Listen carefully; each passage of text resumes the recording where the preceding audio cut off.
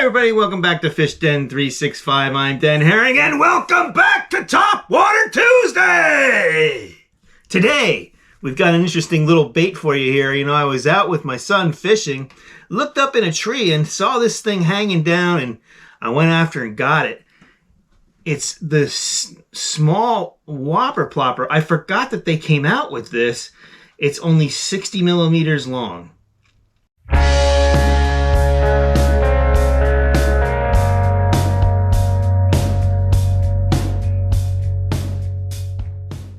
So I was curious about this thing. I found it. It's brand new condition. It had really, really small hooks on it, both front and back.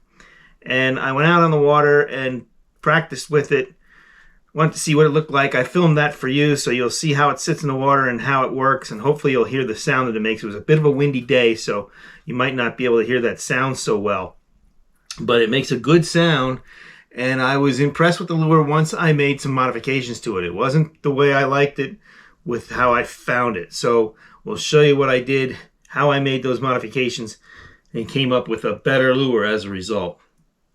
Let's take it to the water right now and show you what I'm talking about.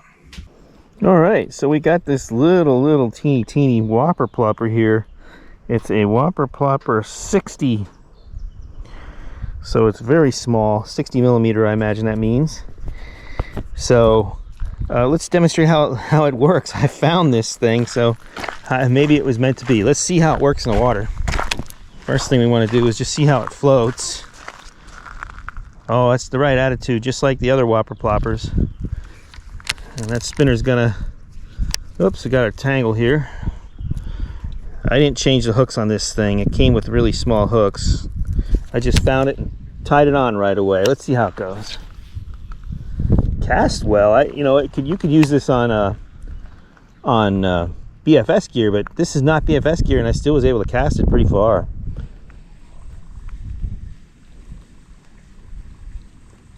It's got a good sound to it. I don't know if you can hear it or not, but it spits well. Very nice. And different ways to fish it, right? You can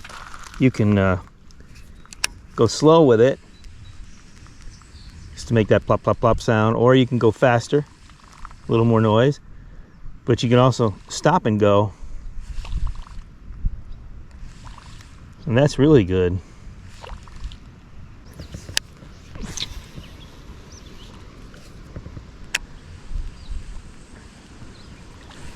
Oh, that was a nice, that was one right there, bass. I think that was a bass. Tried to eat it. I missed him.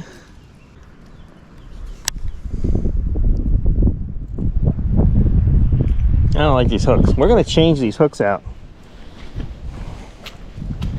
Let's take a moment and change them and just see what happens when we do. They're hanging too low for one, and they're a little light, and it's making the lure spin, and I don't want it to spin. So let's see what we can do here. Do a little surgery here.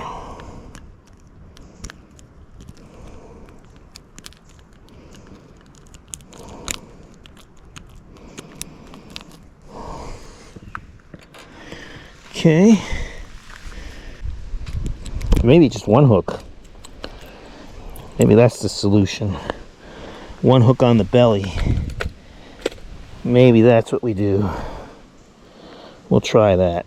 It's a small enough bait that you don't need two hooks.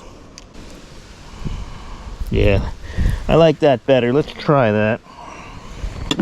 Let's give that a try. See if that's a better way to go. Maybe it won't spin so much now. Nice rocks to stand on.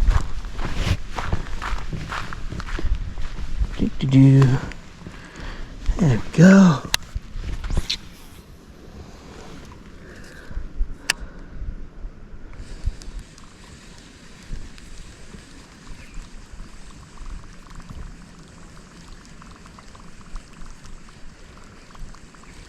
And it still wants to spin, and even more. Can't get it to stop spinning. Nah, it's spinning like a top. That's no good. All right, let's put a second hook on it. I don't like that spin.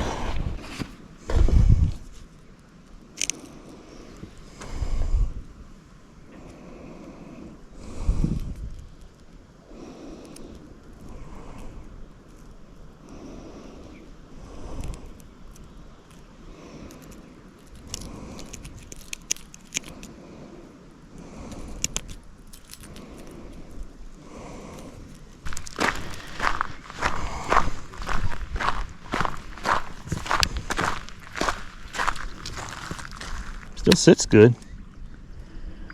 Does seem to have stopped the spinning problem a little bit.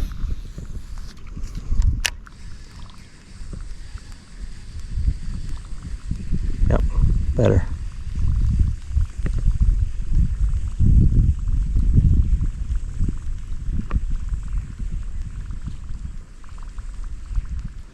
Much better.